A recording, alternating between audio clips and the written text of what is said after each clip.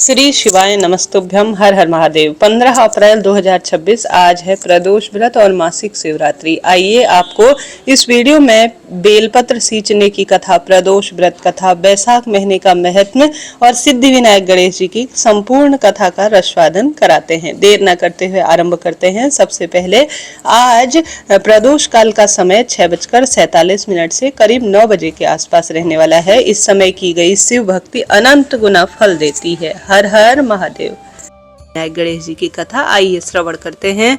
प्रेम से बोलिए सिद्धि विनायक गणेश जी की जय। कथा अनुसार एक समय की बात है, एक भाई बहन रहते थे। बहन का नियम था कि वह अपने भाई का चेहरा देखकर ही खाना खाती थी। हर रोज वह सुबह उठती थी और जल्दी जल्दी घर का सारा काम कर कर अपने भाई का मुख देखने के लिए जाती थी। एक दिन रास्ते में एक पीपल पेड़ के नीचे श्री गणेश जी महाराज सिद्धि विनायक रूप में विराजमान थे। उसने भगवान के सामने हाथ जोड़कर कहा, प्रभु जी मेरे जैसा अमर सुहाग और मेरे जैसा अमर पीहर सबको दीजिए। यह कहकर वह आगे बढ़ जाती। जंगल की झाड़ियों के कांटे उसके पैर में चुभ जाया करते थे।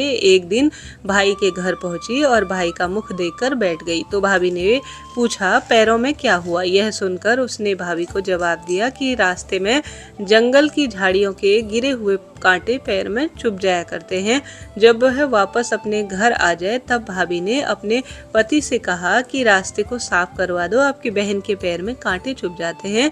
भाई ने तब कुल्हाड़ी लेकर सारी झाड़ियों को काटकर रास्ता साफ कर दिया, जिससे सिद्धि विनायक गणेश जी वहां से हट गए। यह देखकर भगवान गुस्सा हो गए। उन्होंने उसके भाई के प्राण हर लिए। लोग अंतिम संस्कार के लिए ले जाने लगे। जब भाई को ले जा रहे थे तो उनकी पत्नी अर्थात उनकी भाभी बोली, लोगों से कहा उन्होंने, थोड़ी देर रुक जाओ, उनकी बहन आती ही होगी, वह अपने भाई का मुख देखे बिना नहीं रह सकती, उसका तो यह नियम है। तब लोगों ने कहा, आज तो देख लेगी परंतु कल क्या करेगी?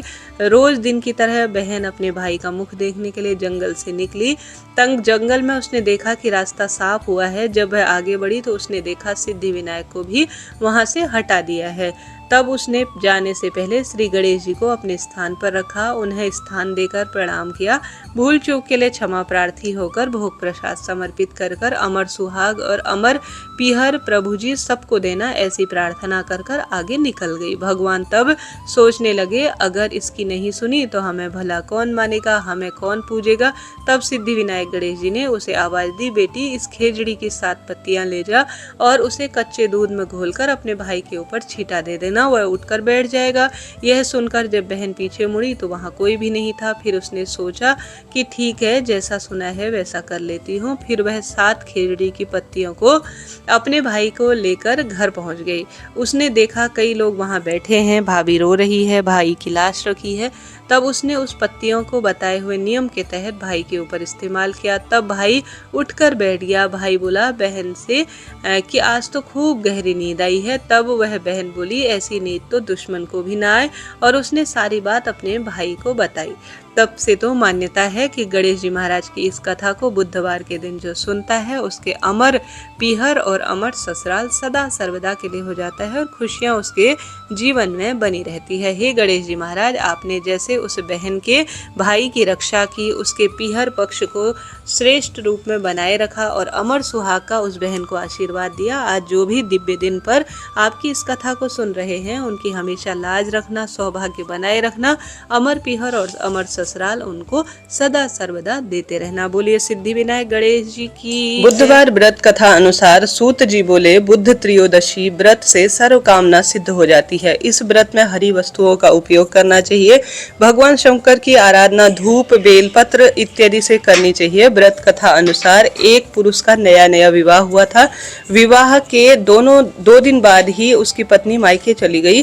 कुछ दिनों के बाद वह पुरुष पत्नी को लेने के लिए वहां से आ गया। बुधवार को जब पत्नी के साथ लौटने से ससुराल पक्ष ने उसे रोकना चाहा, परंतु वह विदाई के लिए बुधवार का दिन ही चुन रहा था और सभी ने कहा कि यह बार शुभ नहीं होता, लेकिन वह नहीं माना और पत्नी के साथ चल पड़ा। नगर के बाहर पहुंचने पर पत्नी को प्यास लगी। पुरुष लोटा लेकर पानी की तलाश में चल दिया। पत्नी एक पेड़ के नीचे बैठ गई। थोड़ी देर बाद पुरुष पानी लेकर वापस लौटा। उसने देखा उसकी पत्नी किसी के साथ हंस कर बातें कर रही है और उसके लोटे से पानी भी पी रही है। उसको खूब क्रोध आ गया। उस आदमी की सूरत उसी की भांति लग रही है। पत्नी भी सोच में पड़ गई। दोनों पुरुष झगड़ने लगे। भीड़ इकट्ठा हो गई। सिपाही आ गए। हम सकल आदमी को देखकर सभी आश्चर्य में पड़ गए। उन्होंने स्त्री से पूछा उसका पति कौन है, किंतु वो भी आश्चर्यचकित हो गई। तब वह पुरुष भगवान शंकर से प्रार्थना करने लगा, हे भगवान, हमारी रक्षा करो, मुझसे भारी भूल हो गई है। मैंने सास ससुर की बात नहीं मानी और बुधवार को पत्नी को विदा कर लाया। मैं भविष्य में ऐसा कदापि नहीं करूंगा। जैसे ही उसकी प्रार्थना पूरी हुई, दूसरा पुरुष अंतर्ध्यान हो गया। पति पत्नी सकुशल अपने घर की ओर लौट आए। उस दिन के बाद से पति पत्नी नियम से बुद्ध प्रदोष व्रत करने लगे। कहा जाता है बुद्ध प्रदोष व्रत करने से पुत्र, विवाह, नौकरी, रोग, कर्ज इत्यादि की सब परेशानियां दूर होती है। साथ के साथ ऐसी भी मान्यता है, बुद्ध प्रदोष के दिन जब चंद्र देवता को क्षय रोग हो गया था तो महादेव ने ही खास उन्हें वरदान दिया था। अब आइए श्रवण करते हैं बेलपत्र सिंचन की कथा। आरंभ करते हैं बेलपत्र की कथा अनुसार। यह कथा स्कंद पुराण और शिव पुराण में पूर्ण रूप से वर्णित है, वही सुना रही हूँ। कथा के अनुसार एक बार माता पार्वती के पसीने की बूंद मद्रांचल पर्वत पर गिर गई और उससे बेल का पेड़ निकल आया। चूंकि माता पार्वती के पसीने से बेल के पेड़ की उत्पत्ति हुई, अतः इसे माता पार्वती के सभी रूप बसते हैं, ऐसा वर्णन है। वह पेड़ की जड़ में गिरजा के स्वरूप में, इसके तने में महेश्वरी के स्वरूप में और शाखाओं में दक्षिणा यानी वह पत्तियों में पार्वती के रूप में बसती है। फलों में कात्यायनी स्वरूप, वह फूलों में गौरी स्वरूप में निवास करती है। इन सभी रूपों के अलावा माँ पार्वती का स्वरूप समस्त वृक्ष में निवास करता है।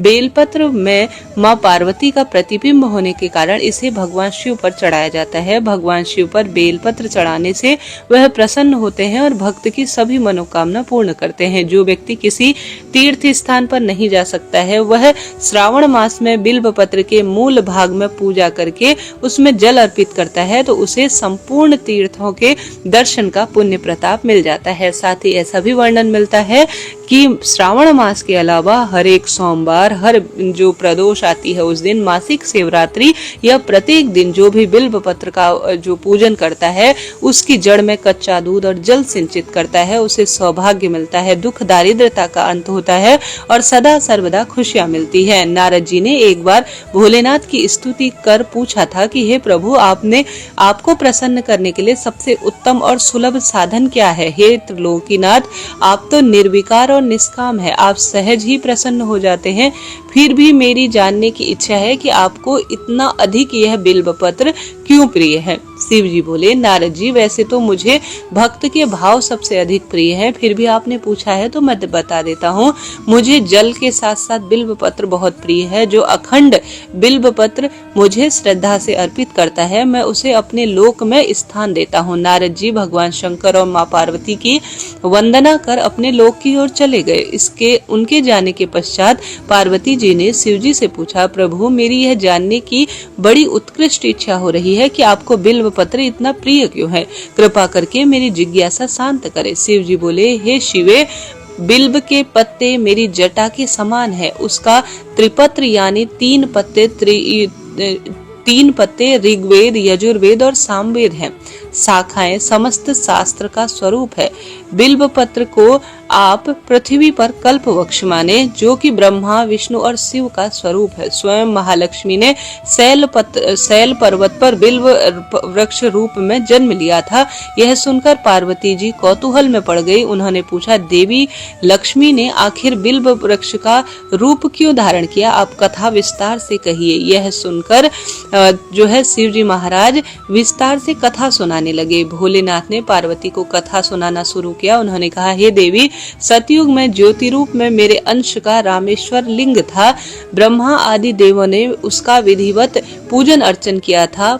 फलतः मेरे अनुग्रह से वाग देवी सबकी प्रिया हो गई। वह भगवान विष्णु को सतत प्रिय हो गई। मेरे प्रभाव से भगवान केशव के मन में वाग देवी के लिए जितनी प्रीति हुई, वह स्वयं लक्ष्मी को नहीं भाई। अतः लक्ष्मी देवी चिंतित और रुष्ट होकर परम उत्तम श्री शैल पर्वत पर गई।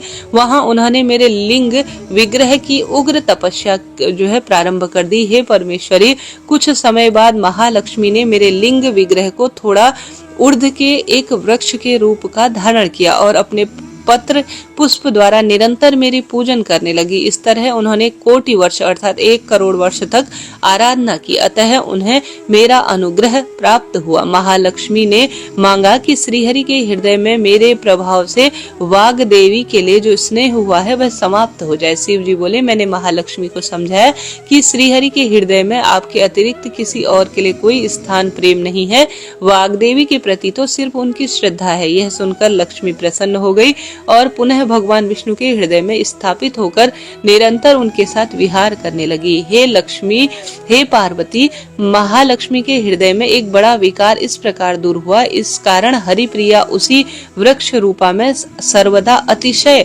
भक्ति से भरकर यत्न पूर्वक मेरी पूजा करने लगी। बिल्व इस कारण भी मुझे अधिक प्रिय है और मैं बिल्व वृक्ष का आश्रय लेकर रखता हूँ। बिल्व वृक्ष को सदा सर्व तीर्थमय और सर्व देवमय मानना चाहिए, इसमें तनिक भी संदेह नहीं है। बिल्व वृक्ष, बिल्व फूल, बिल्व पत्र तथा बिल्व काष्ठ के चंदन से जो मेरा पूजन करता है वह मेरा भक्त मुझे अधिक प्रिय है सब भक्तों से। बिल्व वृक्ष को शिव के समान समझना चाहिए, वह मेरा शरीर का एक हिस्सा है। जो बिल्व का चंदन से मेरा नाम अर्पित कर कर मुझे अर्पित करता है, मैं उसे सभी पापों से मुक्त कर कर अपने लोक में स्थान देता हूँ। जो विधि विधान से रोज बिल्व पत्र वृक्ष में दीप दान करता है, जल से कच्चे दूध से सिंचित करता है, उसके धर्म में वंश की डोर हमेशा बड़े रहती है और सौभाग्य उस परिवार का साथ और लक्ष्मी उस परिवार का साथ कभी नहीं छोड़ती। उस व्यक्ति को स्वयं लक्ष्मी जी भी नमस्कार करती है। जो बिल्व मूल में प्राण छोड़ता है उसको रुद्र देह प्राप्त होती है। बोलिए हर हर महादेव, बिल्वेश्वर महादेव की जय, बिल्व पत्र की जय। प्रिय श्रोता जनों, इस तरह से यह बिल्व वृक्ष आज के दिन सुनी जाने वाली दिव्य कथा है जो कि सिंचन करने और दीप दान करने की महत्वता को दर्शाता है। आज भी आप दीप दान करें और बिल्व पत्र। वैशाख महीने के 14वें अध्याय में आज महत्व को हम सुनते सुनते पहुंच गए हैं। आइए आपको 14वां अध्याय श्रवण कराती हूँ। कल लिखा गया है, तब राजा पूछने लगे कि हे ब्राह्मण, वैशाख माह के धर्म अति सुलभ है और अनेकों अनेक पुण्य देने वाले हैं। जो जो भगवान को प्रसन्न करते हैं और तत्काल ही धर्म, अर्थ, काम और मोक्ष यह प्रदान हो जाते हैं। परंतु ऐसे वेद अनुकूल धर्म भी संसार में ज्ञात नहीं है। अनेक प्रकार के राजसी धर्म और तामसिक धर्म ही इन संसार में विख्यात है। इसका क्या कारण है? श्रुतिदेव कहने लगे कि हे राजन, संसार भोगों की इच्छा करने वाले मनुष्य अधिक संख्या में है, इसलिए रजोगुण और तमोगुण अधिकांश पाया जाता है। परंतु बहुत थोड़े मनुष्य ऐसे हैं जो केवल स्वर्ग के अभिलाषी हैं तथा मोक्ष प्राप्ति के लिए साधन करने वाले हैं। बहुत ही कठिनता से मिलते हैं, इसलिए राजस और तामस कार्य अति प्रसिद्ध है, किंतु सात्विक धर्म बहुत कम जो कि भगवान को प्रसन्न करने वाले हैं। यह धर्म क्योंकि इच्छा रहित है, इस कारण इससे लौकिक और पारलौकिक सुख के साधन होते हैं। वैष्णवी माया से मोहित होकर मनुष्य इसको समझता नहीं है। जैसे अधिपत्य के प्राप्त होने पर मनुष्य के मनोरथ पूर्ण हो जाते हैं, परंतु वैशाख माह के सब धर्म सात्विक कहे गए हैं और यही सतोगुणी का धर्म है। इस प्रकार एक पुरातन इतिहास कहता हूँ। इक्ष्वाकु वंश में नृगपुत्र एक बड़ा यशस्वी अक्रोधी ब्राह्मणों का मान करने वाला राजा हुआ। एक दिन वह शिकार खेलता हुआ वशिष्ठ जी के आश्रम पहुंचा। वहां पर उसने देखा कि आश्रम के मार्ग में वशिष्ठ जी शिष्य ने कहीं प्याऊ लगा रखी है, कहीं छाया मंडप बना रखा है, कहीं बावड़ी साफ करवा रहे हैं, कहीं बैठे हुए लोगों को पंखा इत्यादि कर रहे हैं, कहीं सुगंधित वस्तु और फल बांटे जा रहे हैं। मध्याह्न के समय छतरी दान कर रहे हैं, शाम को पीने की वस्तु दे रहे हैं, कहीं पान और कहीं कपूर आंखों में लगाया जा रहा है। कोई वृक्ष की छाल को स्वच्छ कर ठंडा करने के लिए बालों मिट्टी बिछा रहे हैं, कोई वृक्षों पर झूल रहे हैं। राजा ने उनसे पूछा कि तुम कौन हो और यह क्यों कर रहे हो? उन्होंने उत्तर दिया कि हम महर्षि वशिष्ठ के शिष्य हैं और उन्हीं की आज्ञा से वैशाख माह के धर्मों का पालन कर रहे हैं। राजा ने फिर पूछा कि इन धर्मों का पालन करने से कौन से देवता प्रसन्न होते हैं? तो वह कहने लगे, हे राजन, हम अपने गुरु की आज्ञा से ये सब कर रहे हैं, हमको बताने का अवकाश नहीं है, अतः आप हमारे गुरु से ही सब बातों को पूछे। शिष्यों की ऐसी वार्ता सुनकर वह महायशस्वी राजा संपूर्ण धर्म के तत्वों को जानने वाले श्री वशिष्ठ जी के आश्रम की तरह चल दिए। उनका आश्रम विद्या और योग का स्थान था। राजा को अपने आश्रम में आया देखकर ऋषि ने अत्यंत प्रसन्न चित्त होकर साथियों के सहित राजा का अतिथि सत्कार किया है। राजा बड़ी प्रसन्नता और नम्रता पूर्वक बैठकर गुरुजी से पूछने लगे कि गुरुदेव, मैं आखेट से थक कर आतिथ्य भाव से आपके आश्रम में आ रहा था, तो आपके शिष्यों ने बहुत ही धर्म कर्म के कार्य करते हुए मैंने देखा। इसलिए महाराज, मेरे मन में बड़ी उत्कृष्ट उत्पन्न इच्छा है कि यह सब धर्म के कार्य करने से क्या फल मिलता है। आप सर्वज्ञ हैं और मेरे गुरु हैं। मेरे मन में बड़ी शंका है, कृपया आप संदेह को मिटाइए। मैं आपको नमस्कार करता हूँ।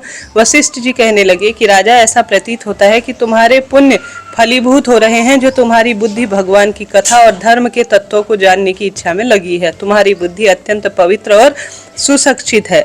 जो प्रश्न तुमने किया है, हम हर्ष पूर्वक इसका वर्णन करते हैं। इसकी सुनने मात्र से तुम्हारे पापों का नाश हो जाएगा। जो सब धर्मों को छोड़कर विषयासक्त होता है, वह यदि प्रातःकाल बैसाख स्नान करे तो भगवान का प्रिय हो जाता है। जिससे धर्म के कार्यों में सब कार्य संगोपांग किए हों, किंतु बैसाख का आदर न किया हो तो भगवान उससे दूर रहते हैं।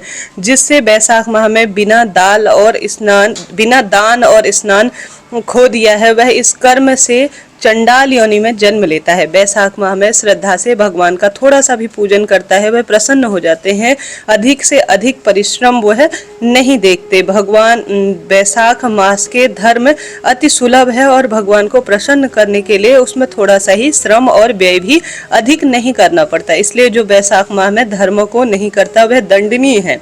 इस प्रकार ऋषि ने राजा को एक शास्त्रोक्त बैसाख माह के धर्म को समझाया। तब राजा सब धर्मों को सुनकर तथा यथोचित गुरु की पूजा करके अपने घर चला गया और घर पहुंचकर बैसाख माह के सभी धर्म करने लगा। इति श्री बैसाख महत्म 14वां अध्याय समाप्त। प्रिय श्रोताजनों, यह मैंने आपको सब बात बताई जो आज सुनी जाती है। इससे पहले मासिक शिवरात्रि आज है, उसकी कथा और प्रदोष व्रत कथा प्रसारित है। एक बार आप उसे विस्तार से सुन लीजिएगा। अभी के लिए इतना ही। हर हर महादेव। और रोज कथा कहानी सुनने के लिए चैनल को सब्सक्राइब करना ना भूले। राधे राधे।